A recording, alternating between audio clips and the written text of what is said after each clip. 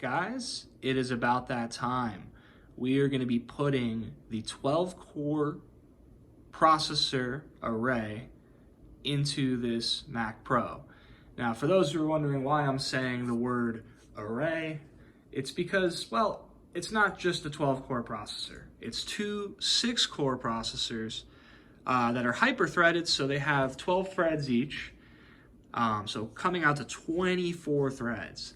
And that might sound like an insane amount of power, but it's basically the equivalent of a 6-core hyper-threaded processor in modern standards. So basically you're getting about half the performance of today's standards for that type of amount of cores and everything, mostly because you're getting a lower clock speed.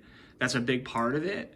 But it's also just because the technology has progressed so much in terms of, I mean, not a lot in terms of thermals and wattage, but it's definitely improved in terms of how it interacts with the software and the firmware. This is a Xeon chips. This is old technology. I'm going to go ahead and show you those chips. They're both rubber banded to this piece of foam, and unfortunately the rubber band just snapped and one of the chips came off into the bag. So I'm just going to show you this one for now. So as you can see, it is an exposed, this processor, a 6-core, multi-threaded, hyper-threaded, why do I keep saying that? Hyper-threaded, 12-thread, 3 gigahertz, and I think it turbos to 4. Pretty powerful little chip, $20. So let's stop rambling, let's get into the upgrade. So here we are with a giant system on chip.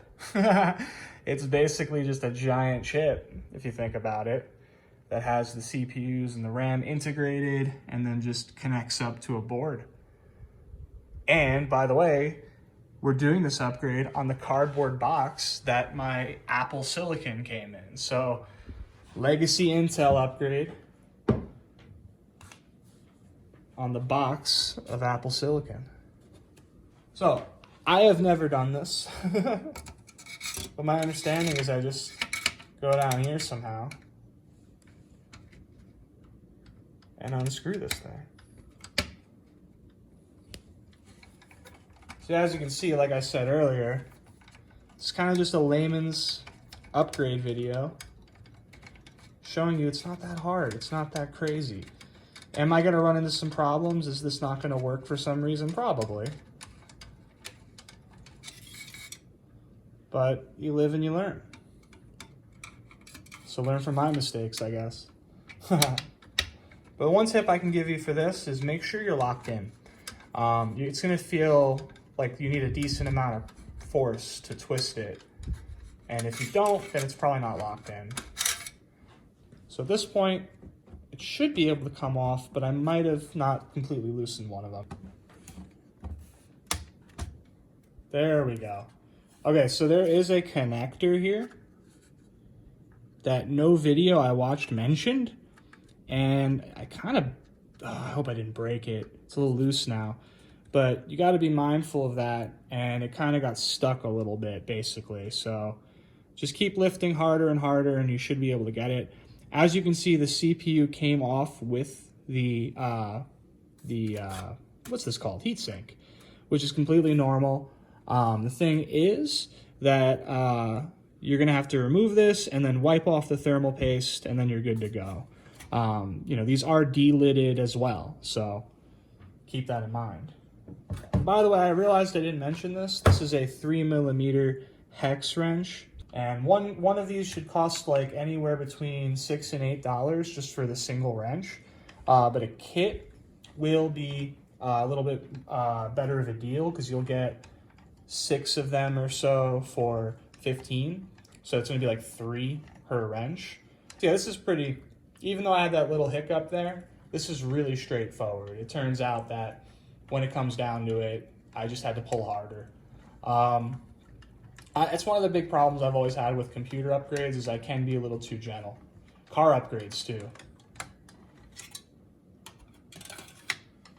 One little tip, if you're like me and you're going to be talking a lot while you're doing your upgrade, for whatever reason, turn away from the computer when you're talking so you don't spit on it. Or wear a mask. That could work too. But I've always made a habit of turning away. So yeah, you just gotta kind of, oh wow, a lot of dust under this one. This computer had water damage at one point, believe it or not. Long story, I don't even want to go into it. But I let this thing, I unplugged it as soon as it happened, and it was turned off, fortunately. But I put it outside and let it dry in the Vegas sun and heat and dry air. And it dried out nice, but there's a lot of this dust that is like, you can tell. Come look at this. There's moisture. It's totally like matted on there from the moisture. This, not so much. Fortunately, I might be able to brush that off. But this dust here is matted on from moisture. And this thing is still running. Go figure. That's good engineering from Apple right there. Because honestly, like, look how nice this PCB looks. Look how nice these components look. I don't care what anyone says, but this is like, you know, people go, oh, Macs are overpriced. Look at this. MSI boards don't look like this. This stuff is beautiful. And Apple's always been like this. Like going back to the Apple 1, the 2, the 2E. That's what Apple's all about. So there you go. It's pretty cool. Let's get that second chip in there. And maybe I'll try to dust it a little bit.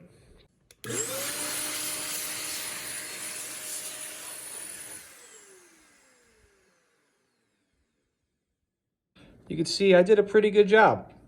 There's no dust anymore. That stain is still there, but the dust is just about gone. This was bad. That's like all gone. Wow, I'm actually really proud of myself. Okay, that's a really good cleaning. Got two badass processors in there, which are gonna bring up the performance of this whole system immensely because it's gonna make the RAM move quicker. Alrighty, ready to put these heat sinks on. Okay, so you're gonna actually make sure that the arrow here that's going this way is going to the right, because the right is the direction that the air is going to be flowing out the back of the machine. So that's how you can tell. Okay, so yeah, if you just look at the connector and watch the connector, you could lead it in. I'll do the same thing on this side.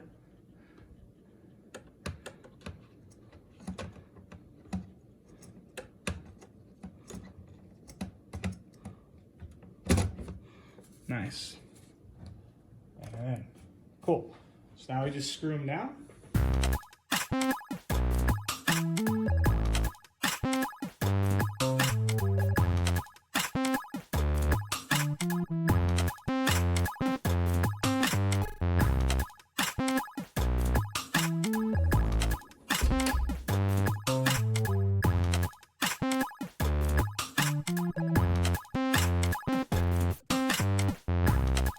So here we go.